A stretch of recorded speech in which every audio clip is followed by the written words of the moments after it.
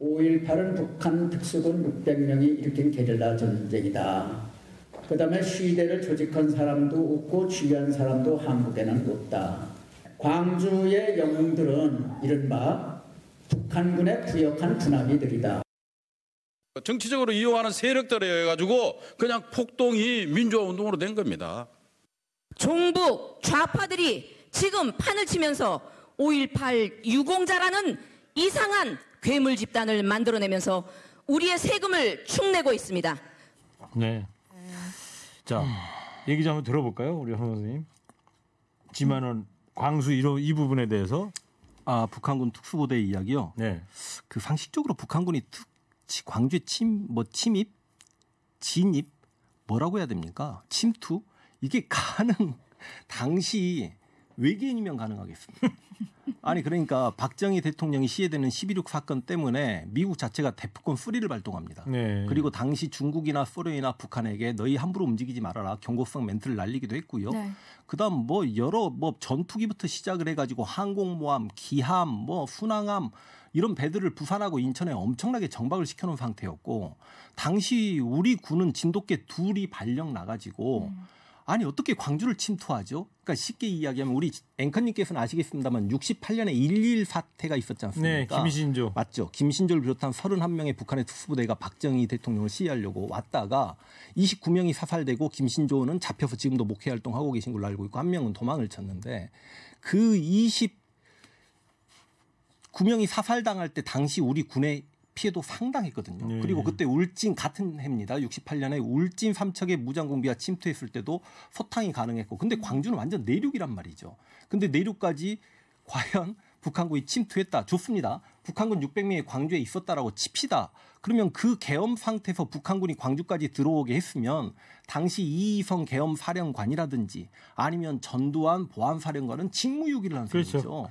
경계 부실이죠. 그렇죠. 이거는 당연히 자신의 직함을 내려놔야 되는 상황인 거고 네. 그러면 그 600여 명이 시민들과 합세해가지고 공수부대에게 총을 쏘았는데 공수부대가 다 해서 23명이 죽었거든요. 광주 민주화운동 당시에.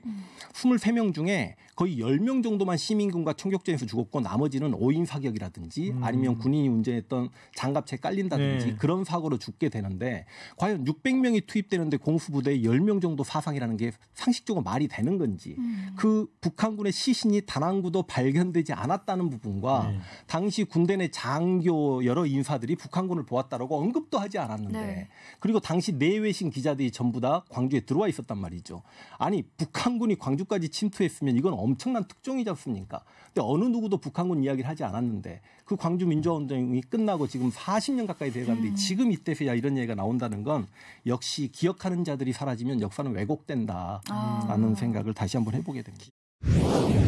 최일구의 허리케인 라디오 20여 년간 한국사를 가르쳐온 스타 강사, 역사를 가장 역사답게 가르친다고 자부하는 황카프리오 황현필 한국사 선생님 나왔습니다. 그리고 저와 함께 진행해줄 블링블링 고막 여친 최연아 아나운서 나왔어요. 안녕하세요. 네, 안녕하세요. 안녕하십니까. 네, 반갑습니다. 예. 자, 5.18 민주화 운동이 오늘로 40주년을 맞이했습니다. 이런 날 또 황현필 선생님과 함께해서 의미가 예. 정말 남다른데요. 자, 오늘 오전에 있었던 기념식 어떻게 보셨어요, 예. 선생님? 일단 조심스럽게 좀 약간 건의 하나 드리겠는데 네네. 황카프리오 이거 너무 진짜 부담스럽습니다. 아니 저희도 집에 거울이 있고 하는데 네. 일단 오늘까지 이렇게 가는 걸로 하고. 제가 짐 캐리 닮았다는 이야기는 좀 들었거든요. 차라리 황캐리로. 황캐리로? 예. 알겠습니다. 그러면 뭐 황캐리로 바꾸죠. 네네. 뭐 황캐리. 예. 오늘 기념식 어떻게 기념식을 보셨어요? 보통 이제 네. 5.18 민주묘지에서 지금까지 기념식을 했는데 이번에 도청 그 5.18 현장에서 기념식을 해서 의미가 남다르긴 했습니다만 처음이라네요. 그렇죠. 거기서 하는 게. 예. 근데 이제 코로나 사건 때문에 아무래도 많은 사람들이 모이지 못한 게 조금 아쉬워 보였다라는 네. 말씀 드리겠습니다. 네. 황현필 선생님이 고향이 이제 광주시잖아요. 유튜브로 아까 청취자께서도 빛고울 황현필 쌤 이렇게 오셨는데 그때 몇 학년 때셨어요? 제가 초등학교 당시는 국민학교죠. 네. 국민학교 1학년이었습니다. 오, 아까 저 배종찬 소장하고 연배가 비슷하신 것 같아요. 예. 그 기억이 좀 납니까? 저는 기억이 납니다. 일단 뭐부터 기억이 나냐면 그 전두환이 합동수사본부장 하면서 네. 중앙정보부장 서리로 취임을 할 때 이게 생방송으로 방송이 됐는데 흑백 TV였죠. 예. 그때 아버지가 이제 테니스를 치셨는데 아버지 지인분들하고 이제 모이셨어요. 도대체 전두환이 누구야 하고 모였는데 그 전두환 얼굴을 보고 전두환이 본인은 하고 이렇게 이야기하잖아요. 네. 그거 보고 야 박정희보다 더 무섭다 뭐 이런 기억이 분명히 나고 저는 이제 국민학교 1학년 때 아무래도 학교를 한 달 가까이 쉬었기 때문에 일단 그건 너무 좋았습니다. 그리고 집에서 이제 무슨 기억이 나냐면 옛날에는 무거운 솜니부를 덮었잖아요. 네. 그 솜니부를 아버지가 망치로 못으로 박아서 창문을 가렸던. 등화가 지금 이제 생각해 보면 빛이 안 새나가게. 그렇죠. 빛도 안 새나가게 해야 되고 혹시나 네. 창문을 통해서 총알이 날라올까 봐 그렇게 하셨던 것 같고. 댁이 그러면 광주 시내셨어요? 예, 시내 농성동에서 제가 초등학교 1학년 시절을 보냈는데 그때 이제 며칠인지는 잘 모르겠습니다만 네, 탱크가 네. 막 들어오니까 친구랑 탱크를 따라가면서 군인 아저씨 화이팅 막 했던 기억이 나요. 아. 근데 어떤 아저씨가 갑자기 딱 저희를 잡더니 나쁜 군인들이니까 너희들 빨리 집으로 가라고. 그러니까 아. 그 친구랑 야 우리 군인에게 나쁜 군인이라고 이야기하는 저 아저씨 간첩이다. 그래서 집에 가가지고 엄마 나 간첩 만났어요. 막 그렇게 이야기했던 기억이 있어요. 네. 그렇군요. 그 보면은 왜 그 10일 공수여단인가가 그 광주 교도소 쪽으로 가다가 예. 그 조준 사격해가지고 10살 초등학생 2명이 사망했다 이런 그 영상도 제가 봤었는데 예. 지금 저 솜잎을 얘기하셨잖아요. 이 청취자분이 이런 비슷한 문자 보내셨어요. 40년 전에 저는 고등학교 2학년 때였습니다. 당시 숙부님 댁에서 유학을 했는데 광주에 계셨던 모양이죠. 아, 네. 숙부님이 전남대 교수였기 때문에 매일 학교에 출퇴근했습니다. 숙부님 말씀이 전남대 정문 후문에다가 군트럭 대놓고 남자는 팬티만 여자는 브래지어하고 팬티만 입혀서 얼차려 시킨 뒤에 어디론가 싣고 갔다고 합니다. 외출 통제령으로 밤마다 솜잎을 사촌들하고 같이 뒤집어 쓰고 잤습니다. 왜냐하면 밤에는 총소리가 들렸습니다. 얼마나 무섭고 더웠던지 잊혀지질 않네요. 진짜 무서우셨을 것 예. 같아요. 그런 아. 기록들이 이 5월 네. 이 더울 때 솜잎을이 그 야. 용도로 네네. 너무 무섭고 저기 총소리 겁나니까. 그니까요. 야. 그 자, 조비오 네. 신부님께서는 실제로 이 장면을 보십니다. 그 젊은 사람들을 브래지어만 입게 하고 팬티만 입게 하고 얼차례하는 그런 모습들을 보면서 내가 성직자이지만 총이 있었으면 그 군인들에게 쏴버리고 싶은 충동을 네. 느꼈다라는 그런 말씀. 그 청문회 때 그런 얘기 하셨던 기억이 네. 나고요. 예. 자, 오늘은 황현필 선생님께서 5.18 민주화운동 40주년을 맞아서 강의를 해주실 건데요. 황현필 선생님의 이야기를 들으시다가 궁금한 점 있으신 분들은 짧은 문자 50원, 긴 문자, 사진 문자 100원 드는 샵 0951, TBS에 무료로 활짝 열려 있으니까요. 여러분들의 질문 받겠습니다. 네, 지금 3시 15분입니다. 자, 지금부터 강의 시작하겠습니다. 자, 역사를 가장 역사답게 가르친다고 자부하는 황현필입니다. 현대사 강의할 때마다 그 사건을 실제로 경험하신 분들이 계시기 때문에 제가 혹시나 그분들에게 좀 약간 실수하지 않을까 하는 조심스러운 마음으로 강의를 하고 제가 알고 있는 역사적 사실만을 말씀드릴 것을 다짐합니다만 그래도 역사를 전하는 사람 입장에서 자신의 그 역사 해석이 들어가 있지 않으면 저는 죽은 역사라고 생각을 하거든요. 네. 그래서 저의 해석까지 붙여서 광주 민주화운동 정확한 정식 명칭이 5.18 민주화운동입니다. 그렇죠. 그 이야기를 15분 정도 만에 과연 끝낼 수 있을지 모르겠지만 한번 해볼 수 있도록 네. 하겠습니다. 광주 이야기를 하려면 아무래도 또 12.6 사건부터 가야 되겠습니다. 그러니까 박정희가 김재규 전 중앙정보부장에게 총을 맞고 이제 죽게 되는데 그 우리 앵커님께서는 당연히 아시겠습니다만 박정희 정권 때 그 박정희 청와대 권력이라는 건 엄청났지 않습니까? 그럼요. 근데 이제 넘버 2 싸움은 박정희 정권 때는 아무래도 총리가 넘버 2가 아니었죠. 중앙정보부장이 넘버 2였죠. 그런데 이제 박정희 그 말기에 중앙정보부장과 그다음에 차지철 경호실장의 대립이 있었기 때문에 그런데 이제 12.6 사건이라는 게 어찌 보면 나라 제1의 권력 청와대 주인이었던 박정희 대통령이 시해를 당했고 그다음 중앙정보부장은 구속이 됐고요. 네.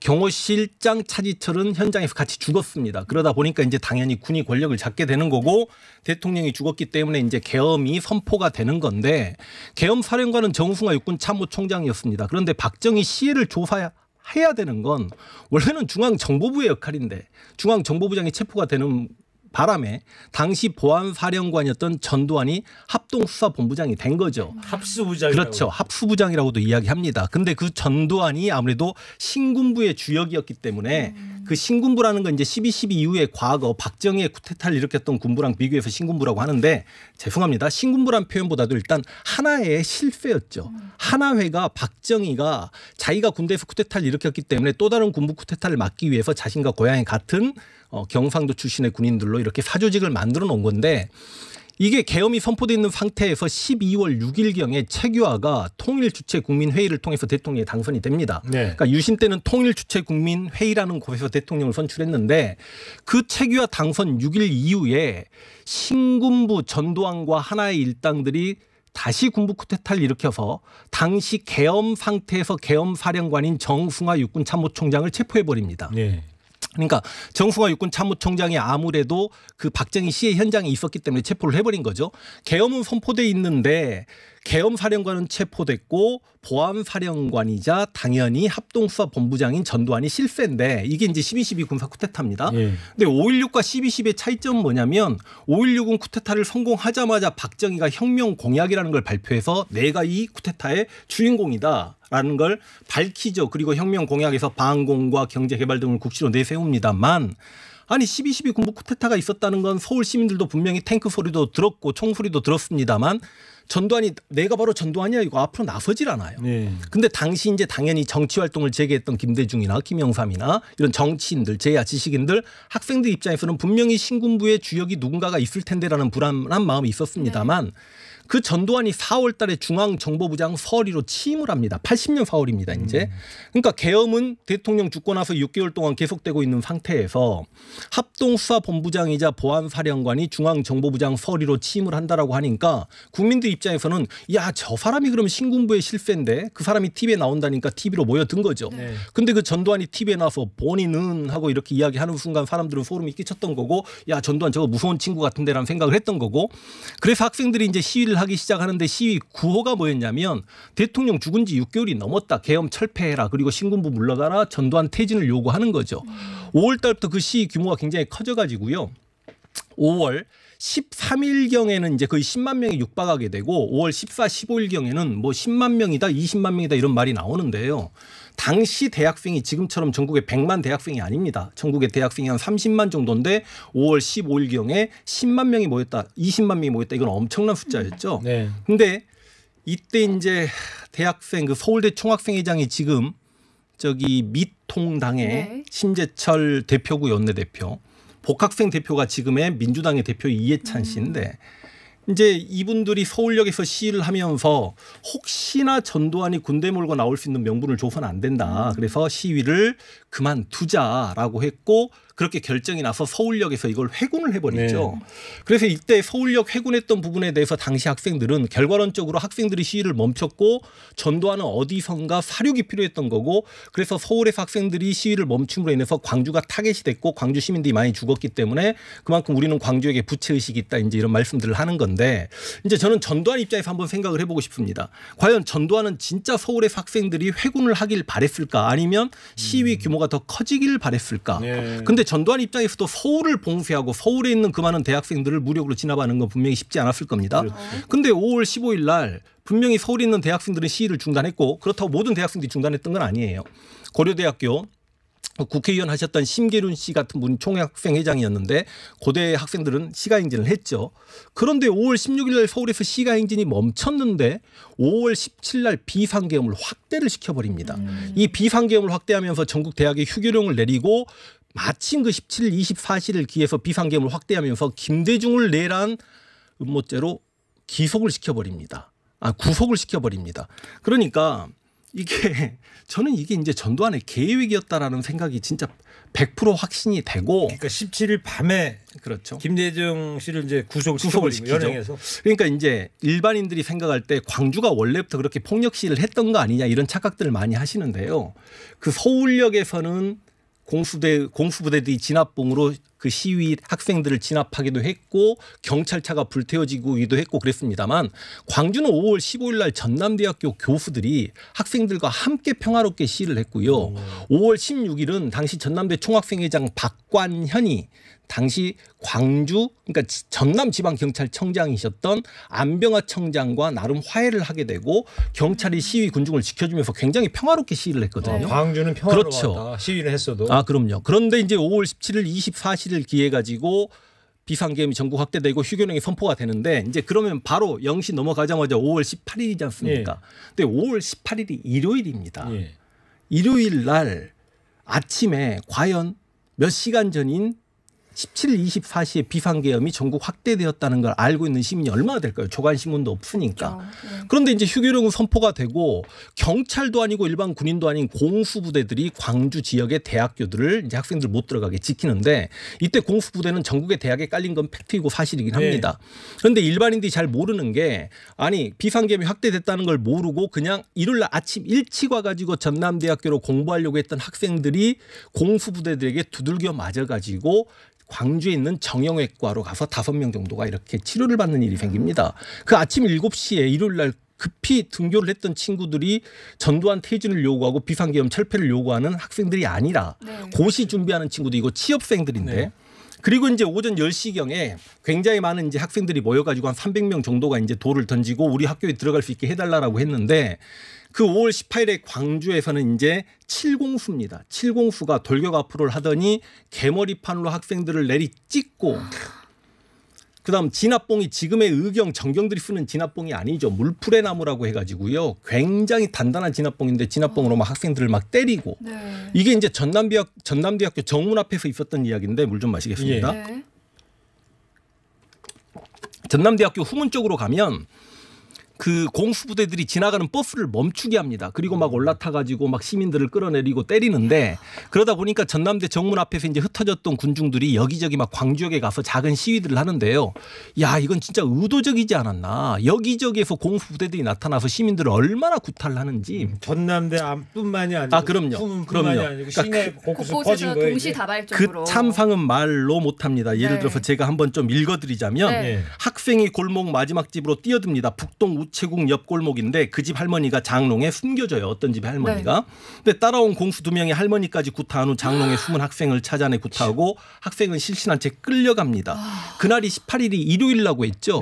광주19 야구로 유명한 학교지 않습니까? 광주19에 당시 조선대 의대생들의 동창회가 열리고 있었어요. 그런데 계엄군들 공수부대들이 들어가가지고 그 의사 출신들을 막 구타해가지고 병원까지 끌려간 일도 비일비재했고 바로 5월 18일에 첫 번째 사망자가 나오는데 첫 번째 사망자가 하필 말을 못하는 농아입니다. 김경철이라고 나이가 26세 정도 되는데 3살짜리 딸이 있고 농아니까 구두 닦기 해가지고 가정 생계를 유지하는 청각장애인이셨는데 말을 못하니까 손짓발짓 해가지고 저는 말을 못하는 사람입니다라고 이야기하는데 그게 공수부대를 화나게 했나 보죠. 그래서 맞고 김경철 군이 첫 번째 죽게 되고요.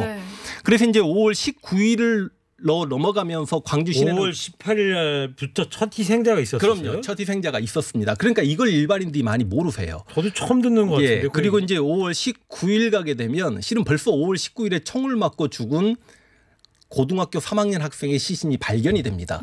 그런데 더 놀라운 건 5월 19일에 공수부대들은 대검을 착금을 합니다. 총에. 그래서 대검으로 막 이제 사람들을 찌르기 시작하고 이때만 하더라도 시민들은 기껏해야 돌 던지는 게 다였는데 그렇게 착금을 하고 그래서 5월 19일 상황도 제가 정말 이건 아니다 싶은 거 하나만 좀 읽어드리자면 예를 들어서 이제 저도 공무원 학생들 대상으로 강의를 했던 사람이니까 광주에 무등고시학원이 있는데 그 무등고시학원의 공무원 수험생들이 바라봤더니 YWCA 신영협동조합에서 공수부대들이 시민을 폭행하자 그 무등고시학원의 공무원 수험생들이 공수부대에게 야유를 쳤더니 공수부대가 그 무등고시학원을 접수하고 나서 이렇게 문을 살짝 내려놓고 기어나올 수 있게 해가지고 기어나온 학생들 다 두드러 팼다라고 이야기합니다. 그래서 순간 셔터를 셔터를 내려가지고 그렇게 맞았다라고 이야기하고 너무 그러니까 택시 기사들이 이제 부상자가 많이 나오니까 이제 싣고 막 병원으로 갑니다. 그런데 부상자를 싣고 병원으로 운반하던 택시를 공수가 막아서면 부상자를 내려놓으라 명령하자 택시기사가 당신이 보다시피 지금 죽어가는데 사람을 우선 병원으로 운반해야 하지 않겠느냐라고 호소했더니 택시기사 역시 구타당하고 택시기사도 이제 병원으로 끌려가야 되는 신세가 된 거죠. 그리고 실제로 이제 경찰들만 하더라도 경찰들이 부르짖습니다. 광주 시민들에게 제발 집으로 들어가라. 당신들 공수부대 만나면 다 죽는다. 이게 바로 5월 19일 상황입니다. 그리고 이제 하루 지나서 이제 5월 20일이 됐는데 이제 광주 시민들이 너무나 많이 공수부대에게 당하고 그러니까 우리가 5월 18일은 7공수가 투입이 됐고 5월 19일에는 11공수가 더욱 더 많이 투입이 되는 거고 5월 20일에는 이제 3공수까지 투입이 되면서 광주 시민들이 이제 굉장히 두려웠지만 실은 5월 19일까지 방관했던 광주 시민들이 분노해가지고 이제 일반 시민들까지 학생들에게 합세를 하기 시작한 거죠.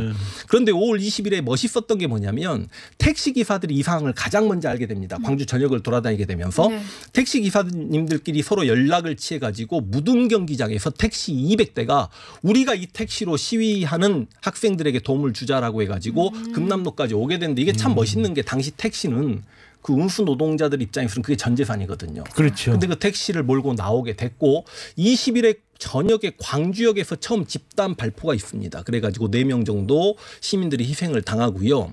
21일에 이제 도청에서 택시와 그리고 이제 버스들까지 합세해가지고 이때는 몇만 군중이 이제 모입니다. 그래서 개헌군들과 사이에서 대치를 하고 있는데 21일 1시경에 진짜로 애국가가 울립니다. 옛날 영화 화려한 육아 보면 오후 1시경에 애국가가 울리는데 갑자기 도청에서 애국가가 울려 나오니까 당시 시민들은 본능적으로 애국가가 나오면 이렇게 가슴에 손을 얹고 멈칫하지 않습니까? 그 멈칫했던 순간에 집단 발포가 있어가지고 당시 금남로에서 수십 명의 사상자가 나오게 됩니다. 너무너무 끔찍한 상황인데 끔찍하네요. 이러다 보니까 이제 시민들 입장에서는 당시 무슨 소문이 돌았냐면 광주 시내에 경상도 군인들이 광주 사람들을 다 죽이려고 한다는 소문이 돌았습니다. 그런 소문이 돌았음에도 불구하고 제가 광주 시민들께 참 당시 광주 시민들께 감사드리는 건 어찌 보면 광주에도 경상도 출신 사람들이 출장도고 많이 있을 텐데 그럼에도 경상도인들에게 한 번도 위력을 가하지 않았다는 부분에 대해서는 정말 고맙게 생각을 하고 그래서 이제 5월 20일 날 시민들도 이제 드디어 무장을 하기 시작합니다. 여기저기 무장을 하기 시작하는데 상식적으로 시민들이 무장했다고 하더라도 공수부대 3개 부대가 투입이 됐는데 그 시민들에게 패배한다는 건 있을 수가 없는 일이거든요. 그럼에도 불구하고 갑자기 공수는 광주에서 철수를 합니다. 그리고 5월 21일부터 어느 누구도 광주를 들어가지 못하게 외곽 봉쇄 명령을 내려버리죠. 그리고 이제 당연히 시민들이 이제 도청을 우리가 장악했으니까 우리가 이겼다. 그리고 이제 5월 22일부터 5월 27일까지 그 계엄군 공수부대가 도청을 공격하러 쳐들어올 때까지 이 시간 5일 동안을 광주 시민들은 해방구라고 불렀습니다. 광주 시민들이 분향소를 세우고 돌아가신 분들에 대해서 이제 제를 모시기도 했고요. 상무관에는 시신이 들어간 관에 전부 다 태극기를 덮었고요. 너무 많은 부상자들이 기독교 병원이나 전남대 병원으로 이렇게 이송되는 과정에서 광주 시민들은 전부 줄지어 서서 헌혈을 했고요. 광주의 의사나 간호사님들의 그 고생과 희생은 뭐 말로 할 수 없는 거였고요. 광주 시내를 청소했고요. 정말 이 우리 헌정 역사상 처음이자 마지막 행정 치안의 공백 상태가 광주에 있었던 건데 이때 광주 시민들이 얼마나 멋있었냐면 그러니까 광주 민주화 운동을 폄훼하는 사람들에게 저는 이렇게 물어보고 싶습니다. 그 해방구 5일 동안에 광주에서 약탈, 학살, 뭐 겁탈, 뭐 강간, 뭐 겁탈 강간이죠. 그 뭐 강도 사건, 절도 사건이 단 한 건이라도 있었으면 가져와 봐라. 그러니까 시민들이 똘똘 뭉쳤거든요. 아주머님들은 집에서 밥을 해가지고 시민군들 먹였고 주먹밥. 그럼 주먹밥에서 먹이고 김밥 싸서 오고 그다음에 약사들은 전부 다 약국문 열어가지고 바카스들 다 시민군들에게 올려주고요. 지금 같으면 편의점 전빵들이죠. 전부 다 음료수 박스 내놓고 마음껏 먹으라고 하고요. 그 나름의 정말 아름다운 공동체가. 택시 운전사 영화 보면은 그렇죠, 주유소에서 돈 안 받고 기름 그렇죠. 기름 다 넣어주고요. 자 그렇게 했습니다만 이제 27일 날 그 작전명이 실은 화려한 휴가로 알고 있는데 그거는 이제 영화 제목이고요. 그게 일설에 이제 당시 공수부대 장교가 야 작전명은 화려한 휴가야 이게 이제 공수부대들 사이에서 이렇게 퍼진 이야기고 실제 작전명은 화려한 휴가가 아니었고 상무충정 작전이었습니다. 상무충정 작전. 그렇죠. 그렇게 이제 공격을 함으로 인해서 당연히 시민군들이 패퇴하게 되고 27일 날 광주 5.18 민주항쟁이 끝나게 됩니다. 그래서 10여일간의 항쟁이 이렇게 끝나게 됩니다. 그래요. 예. 네. 5월 지금 이제 79년 12.6부터 80년 5월 27일까지 네, 그 새벽까지. 숨가쁜 역사를 네. 황필 선생님께서 네. 강의를 좀 해주셨어요. 우리 9085번님께서 들으면 들을수록 정말 알면 알수록 소름 끼치는 그날의 참상들. 반드시 그날의 책임자들을 찾아서 처벌하고요. 그날을 왜곡하고 망언하는 자들도 처벌해야 합니다. 하면서 또 문자 보내주셨고요. 네. 항철 청취자분께서는 몇 개월간 차에서 라디오로 듣다 오늘 회원 가입 후에 처음으로 아이들과 함께 집에서 청취합니다 하시면서 또 문자 보내주셨습니다. 네, 황현필 선생님과 5.18 역사 특강 오늘 뜻깊은 시간을 맞이하시기 좀 바랍니다. 오늘 강의를 제일 못한 것 같아요. 강의하면서 흥분했어요. 역시 5.18은 힘듭니다. 아 정말 예. 들으면서도 아까 참, 네. 조금 잠깐 쉬시면서 예. 이 아까 저희가 무거운 녀석들 2부에서 말씀드리다가 네. 청취자 여러분들은 어떤 기억이 있으십니까 그랬더니 제가 문자 좀 몇 분 소개를 해드렸는데 고등학교 3학년이었는데 자기 친구들이 먼 길 떠난 친구들이 있었다. 그런 얘기할 때 정말 고3생 또 뭐 10살 소년이 또 숨지기도 하고. 그러니까 그냥 빈 집에 공수가 들어와서 젊은 학생들이 있으면 막 끌고 나가는 분위기였기 때문에 예를 들어서 그 광주의 그 옛날 전라도 지역에서 공부를 잘하면 고등학생들이 유학을 왔습니다. 네. 그 당시는. 그러다 보면 혼자 자취하는 친구들이 무서우니까 고향에 있는 부모님하고 연락해서 부모님들이 어떻게든지 밖으로 나오거라. 네. 근데 당시 이제 차편이 막히니까 거의 대부분 산을 넘어가지고 고향을 찾아가는데 그렇게 산을 넘어가다가 행방불명된 사람들도 굉장히 많거든요. 아까도 그런 문자 주신 청취자 계셨어요. 네. 이거는 저희가 또 명확하게 짚고 넘어가야 해서 다시 한번 좀 질문을 네. 드려보겠습니다. 공수부대가 먼저 총을 들었습니까? 아니면 시민들이 무장을 했나요? 아까 말씀드렸듯이 명확하게 이제 짚어주셔야 5월 되는 18일에 상황이라. 네. 7공수가 네. 그 진압봉하고 개머리판으로 시민들을 때렸고요. 네. 그때 시민들은 평화롭게 맨손으로 저항을 했고요. 5월 19일에 11공수까지 투입되면서 대검을 착검을 했습니다. 그런데 이제 당시 31사단장이었던 종 소장이 유혈 진압을 좀 그만하자라고 해가지고 네. 20일경에는 대검 착검은 하지 않게 되는데 20일에 본격적으로 이제 집단 발포가 있었고 그게 아까 광주역이고 21일에 도청에서 집단 발포가 있고 난 다음에 시민들은 무장을 했다 살기 위해서 그 말씀을 좀 드리고 싶습니다. 네. 5.18 당시 이제 참여 시민들을 민주화 투사가 아니라 폭도다 이런 주장을 하고 있는데 황 선생님 생각은 어떠십니까? 아니 그러니까 폭도라는 거에 사전적 정의라는 건 그 소요를 조장하고 뭔가 개인의 이득을 취하기 위해서 소란을 일으키고 남을 때리고 이게 일반적인 폭도의 사전적 정의지 않습니까? 폭동을 일으키는 사람들. 그러면 우리가 1894년에 동학농민운동을 주도했던 동학농민군도 당시 최고 무기 죽창 들었으니까 그들도 폭동이고 46년 10월에 대구 시위 역시 폭동이라고 이야기해도 되는 건지 4.19 때 2.28 대구 시위도 폭동이고 그다음 3.15 마산 시위도 폭동이고 그다음 79년에 부마항쟁도 폭동이라고 이야기할 수 있는 건지 한번 묻고 싶고요. 네. 당시 이제 1997년 대법원에서도 판결을 내렸는데 그 전두환에게 무슨 제명을 씌웠냐면 국난을 어지럽힐 목적으로 내란을 선동했다. 그리고 내란을 위해서 살인을 했다라고 이렇게 제명을 씌웠고 당시 광주 시민들에게는 주권자로서 헌법 수호 행위를 했다라고 분명히 판결을 내렸기 때문에 광주 시민을 폭동이라고 말씀드리는 건 조금 문제가 있다라는 말씀을 드리겠고 당시 AP통신 기자가 광주 항쟁을 실제로 보고 나서 뭐라고 말을 했냐면 광주는 사실상 군인들에 의한 폭동이었다라고 분명히 말을 했습니다. AP통신에서. 그렇죠. 그런데 광주 시민들을 폭도라고 이야기하면 참 이건 너무 가슴 아프고 그러니까 어찌 보면 그분들이 80년에 광주에서 희생하고 피를 흘렸기 때문에 우리가 이렇게 민주주의 국가에서 살아갈 수 있는데 이 세상을 만들어준 사람들에게 그렇게 우리가 가슴 아픈 이야기를 해야 되겠는가라는 생각을 한번 해봅니다. 알겠습니다. 네. 8968번님께서 황현필 선생님 흥분하신 것 같아요. 저도 덩달아 감정이 벅차오르네요 하시면서 예. 같이 공감을 해주신 것 같아요. 예. 그리고 또 한 분께서는 당시 국민학교 4학년이었는데 신장로에 다니던 트럭에 가득 찬 시민군들 가득 탄 시민군들 그리고 공수부대 피해서 골방에 숨던 대학생 오빠들 다 기억이 납니다. 50이 넘은 지금 생각해도 너무 슬프네요 하시면서 네. 또 문자 보내주셨어요. 황 선생님보다 3년 선배시네. 예, 이분은. 그러시네요. 자, 여기서 잠깐 저희가 이 5.18 망언을 일삼았던 지만원 씨, 이종명, 김순례 의원 망언을 잠깐 들어보고 얘기를 나눠보겠습니다. 이걸 잘 모르시는 분들이 많더라고요. 네. 자, 들어보겠습니다. 5.18은 북한 특수군 600명이 일으킨 게릴라 전쟁이다.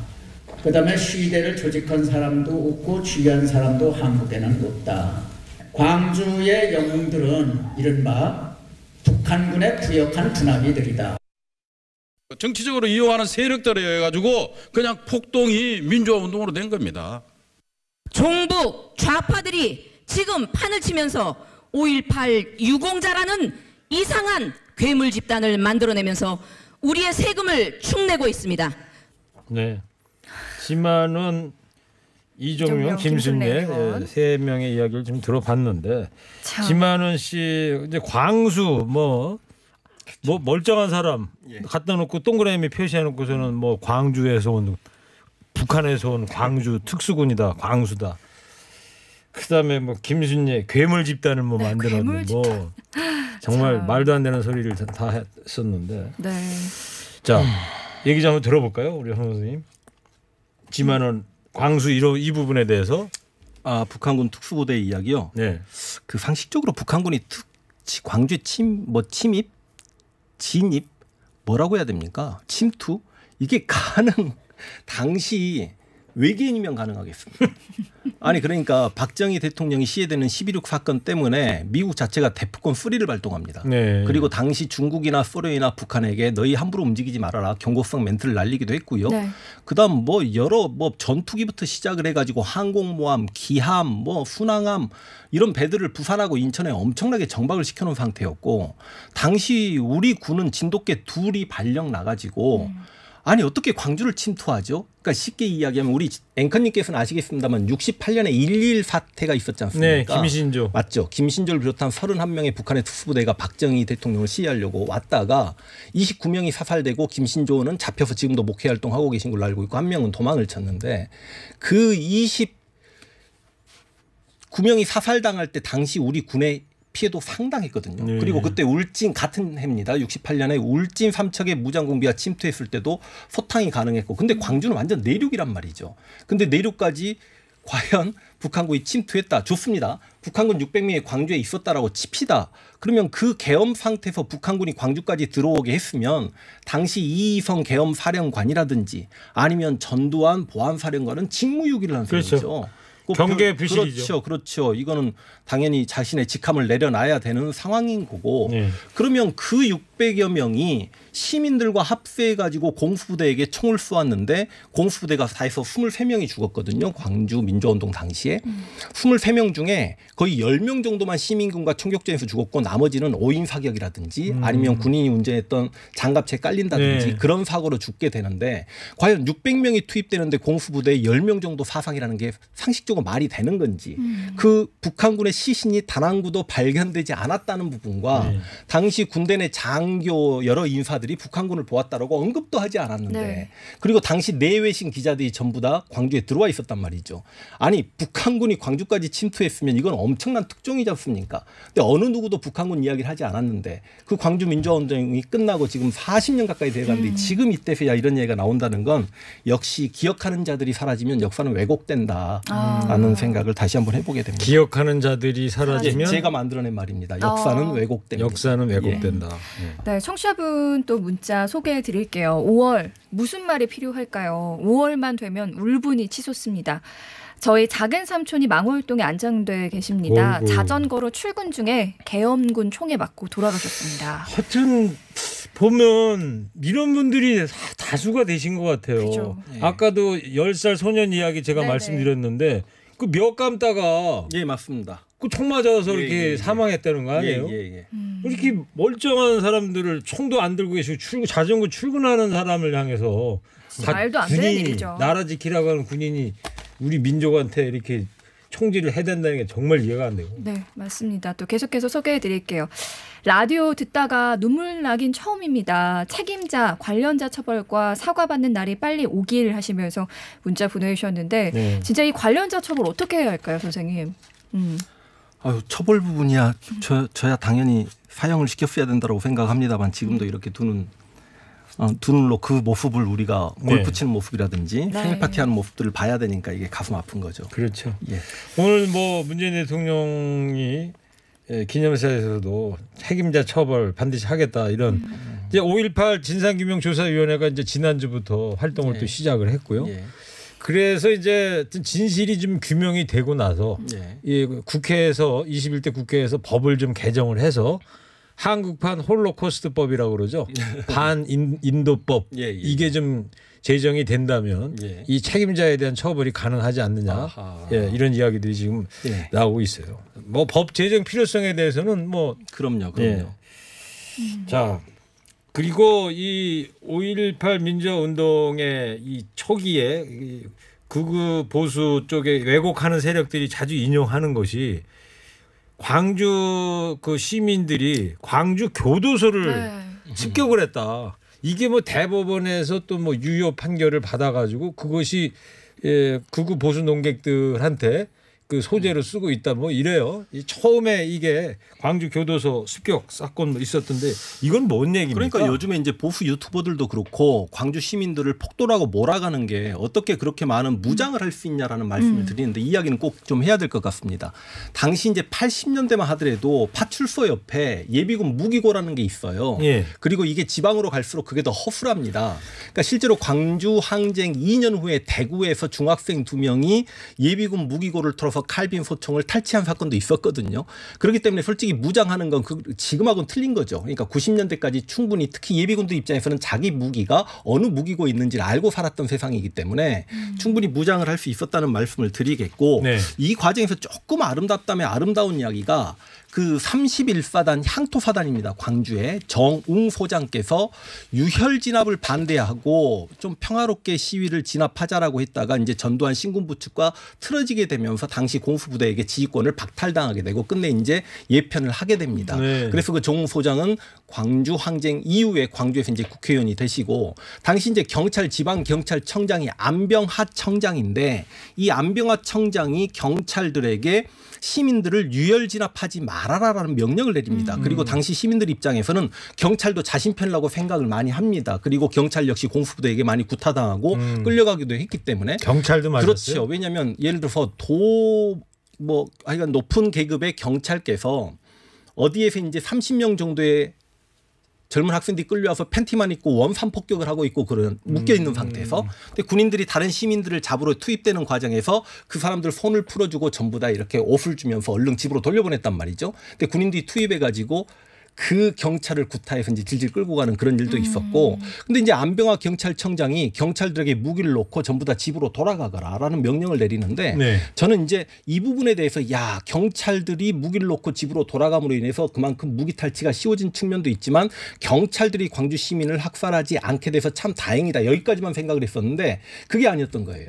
그러니까 안병하 경찰청장이 조금 두렵게 생각했던 게 뭐냐면 이게 실제로 광주 지역 출신들이 많은 경찰들 입장에서는 공수부대원들이 광주 시민을 학살하는 모습을 보면 분노감 때문에 시민 편이 돼서 공수부대에게 총을 들이대버리면 이건 경찰과 공수부대의 총격전이 벌어지게 경찰하고 되고 군인이 그렇죠. 총싸움을 해야 될 것 같습니다. 안병하 경찰청장 입장에서는 자신 휘하에 수많은 경찰들이 다친다. 그러니까 이런 생각까지 알게 되니까 굉장히 이렇게 감동스럽더라고요. 지금 이 안병하 경찰청장은 당연히 고문당했고 그리고 88년에 돌아가시거든요. 그때 그랬어요? 지금 이제 경찰 시험에 이제 합격하면 중앙경찰학교에 가는데 네네. 그곳에 가면 이제 진정한 참 경찰은 안병하 경찰청장이다라고 해가지고 동상도 세워져 있고 그렇습니다. 중앙경찰학교에 가면요. 예. 오. 그리고 이제 광주 교도소를 5번이나 시민들이 습격했다. 이거는 그냥 거짓말이라고 생각하시면 되겠습니다. 예. 저는 만약에 조심스럽습니다만 제가 시민군이었으면 광주 교도소를 습격을 했어야 된다라고 생각합니다. 그러니까 보통 이제 그 5월의 여러 가지 노래 중에 왜 찔렀니 왜 쏘았니 트럭에 싣고 어디 갔니 그 예. 가사가 있거든요. 근데 트럭에 싣고 바로 광주 교도소로 끌고 갔습니다. 그럼 제가 만약에 시민군이었으면 그들을 구출하고 싶었을 텐데도 불구하고 광주 시민군은 교도소를 습격하지 않았습니다. 네. 당시에 이제 광주 교도소장이 이걸 이제 증언을 했고, 근데 이제 광주 교도소가 당시 지금은 문흥동이라는 동네에 있는데 제가 이제 고향이니까 잘 알 거 아닙니까? 그 양쪽에 도로가 있어요. 한쪽은 고속도로여서 순천로 가는 곳이고 다른 한쪽은 담양 쪽으로 가는 곳인데 아까 말씀드렸잖아요. 광주 상황이 무서우니까 지방으로 빠져나가고 싶어 했다고. 예. 차를 타고 무기도 없이 지나가는데 정확하게 5번 정도 광주 교도소에서 사격을 해가지고 일반 시민들이 말도 안 되게 다친 상황이죠. 그 도로를 향해서 그렇죠. 총을 그렇죠. 쐈다. 그러니까 예를 들어서 우리가 1950년 한국전쟁 당시에 미군들이 노근리 주민들을 학살했다라는 예, 노근리 양민 학살 사건을 사건. 실제로 가서 보면 지금도 그 벽에 굴다리에 그 총 탄 흔적이 어마어마하게 보입니다. 예. 지금 헬기 사격을 했다라고 이야기하는 근거가 뭐냐면 전일 빌딩 10층인데 총탄 자국이 약 150발인가 있는데 그 총탄 자국이 하늘에서 내려 꽂히는 총탄 각도상 이게 보이기 때문에 헬기 사격을 했다라고 이야기하는데 광주교도소는 담벼락이 5m가 돼요. 네. 그리고 굉장히 넓게 쫙 담이 있는데 과연 외부 총격 흔적이 단 한 건이라도 있었는지 그러니까 네. 이게 전부 다 그냥 거짓말로 생각하시면 되겠습니다. 알겠어요. 네, 청취자 문자 또 읽어드리겠습니다. 저도 광주 양동시장 닭전머리에서 친구 셋이서 자취를 했습니다. 5월 17일 늦은 밤 총소리도 울려 퍼지고 무서워서 까만 천으로 밖에 불빛이 새어나가지 않게 겹겹이 치고요. 이불 속에서 벌벌 떨었던 40년 전 그날이 잊어지지도 않고 잊히지도 않습니다. 당사자들은 살아있는데 보고만 있다는 게 한스럽네요.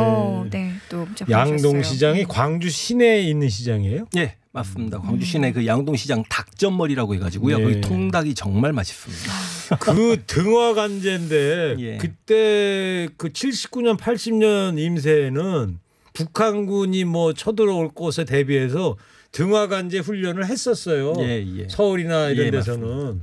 근데 광주에서는 그 등화간제 훈련이 한 게 아니고 진짜로 그 계엄군한테 발각될까 봐 그렇죠. 불빛을 새어나지 않게 TV도 틀지 않고 전부 다 창문을 이불로 가리고 그러니까 벌벌 떨었다는 거 아닙니까? 예, 지금 그렇죠. 이불 너무 속에서. 무서워서 또 5월, 하나 네네. 5월 뭐 중순 하순인데 얼마나 날씨가 더웠겠어요. 그렇죠. 또 하나 소개해드릴게요. 1118번님께서는 제가 고1 때인데 아직도 생생하게 떠오르는 기억이 있습니다.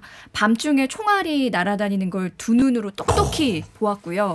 새들어 사는 옆집 형이 전남대 다니는 형이었는데 네. 팔에 총을 맞고 저요? 들어왔습니다. 동네 의원에 데리고 가서 치료했던 기억이 납니다.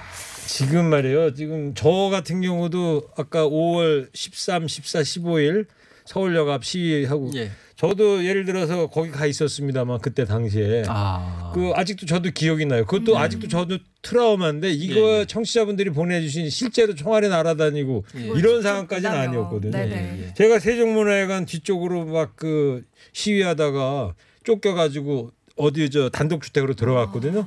그랬더니 그 안에 이미 다른 학교 학생들이 한 수십 명이 쫙 있는데 그 중에 한 여학생이 군홧발로 찢겼는지 머리가 이마가 여학생이 이만큼 찢어졌더라고. 네. 그게 지금 트라우마로 남아 있는데 예.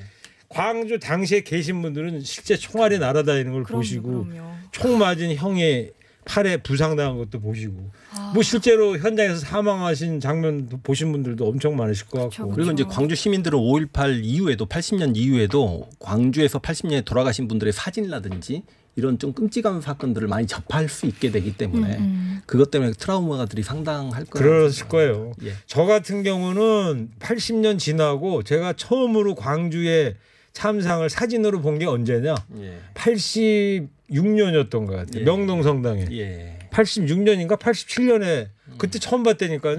그냥 말지라고 있었잖아요. 예, 예. 거기에서 화보집을 만들어서 본 게 있었는데 그 사이에는 진짜 뭐 어떻게 생긴지 몰랐으니까 당시 상황이. 그러니까 광주 5.18 민주화 운동은 그러니까 저는 전두환이 기획한 학살극이다 이런 말씀을 좀 드리고 싶습니다. 그러니까 전두환 입장에서 박정희도 그랬잖아요. 나처럼 불행한 군인이 다시는 안 나왔으면 좋겠다. 근데 당시 국민들 정서가 다시 신군부가 권력을 잡아서 군인이 통치하는 시대를 바라지 않거든요. 그럼 전두환 입장에서는 어디선가 소요가 일어나서 그곳을 이렇게 막는 과정에서 불행하지만 나 같은 군이 북한의 침략을 막기 위해서 다시 한번 권력을 잡아야 된다. 그걸 보여줘야만 했는데 뭐 핑계거리, 그렇죠. 빌미. 핑계거리를 찾아야 되는데 김영삼을 국회의원에서 제명했을 때 부마 항쟁이 일어나는 걸 봤잖아요. 그랬죠. 근데 부산 쪽은 도시가 연계성이 있습니다. 부산, 울산, 포항, 마산, 막 진해 이렇게 연계성이 있기 때문에 광주만 혼자 고립돼 있는 도시고 그래서 광주를 선정하고 김대중을 구속하면서 광주 시민들을 자극했고 미리 또 광주 시민들은 평화적 시위를 했습니다만 공수부대들이 가서 때리고 칼로 찔리고 해버리니까 광주 시민들 입장에서는 분노할 수밖에 없었다는 말씀을 드리겠습니다. 그 지금 말씀하신 부분 또 저도 뭐 많은 또 청취자분들 생각하시는 이런 부분들 분명히 그거 같은데 이 진실 규명이 이번 그쵸. 기회에 그렇죠. 마지막 기회 아니겠습니까, 황 선생님? 네, 맞습니다. 5.18 진상규명위원회 제대로, 활동이 네. 문재인 정부가 꼭 좀 이것 좀 네, 하고 제대로 그래요. 진상이 밝혀지길 알겠습니다. 바라고요. 오늘 자. 네, 이렇게 5.18 민주화 운동에 대해서 황현필 선생님 덕분에 다시 한번 그 의미를 되짚어 볼 수 있는 시간이었는데요.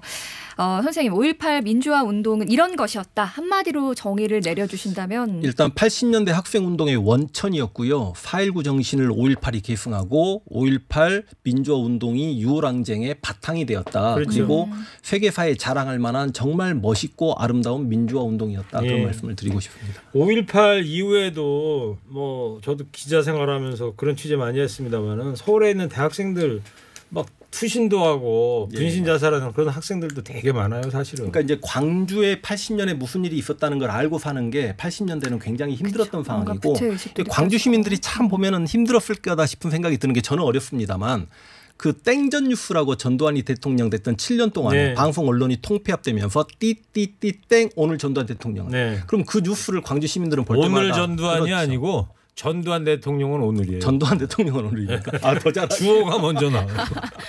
제일 중요한 부분이니까. 아니 한여름에 태풍이 네, 나가지고 맞습니다. 수백 명이 사망했는데도 예. 지금 같으면 그게 말이 안 되지. 예, 예. 그날도 전두환 대통령은 오늘이라니까. 하여튼 네. 오늘 네. 5.18 민주화운동 40주년 맞아서 황현필 선생님하고 좀 뜻깊은 시간을 좀 가져봤습니다. 네. 자, 황현필 선생님 오늘 정말 고생 많았습니다. 다음 예, 달에 고맙습니다. 또 월간 히스토리 듣겠습니다. 오늘 감사합니다. 제가 흥분해가지고 많이 잘 못한 것 같습니다. 아니에요. 죄송합니다. 아유, 고생하셨습니다. 별 감사합니다. 예. 일부 행기의 이야기를 더 듣고 싶다면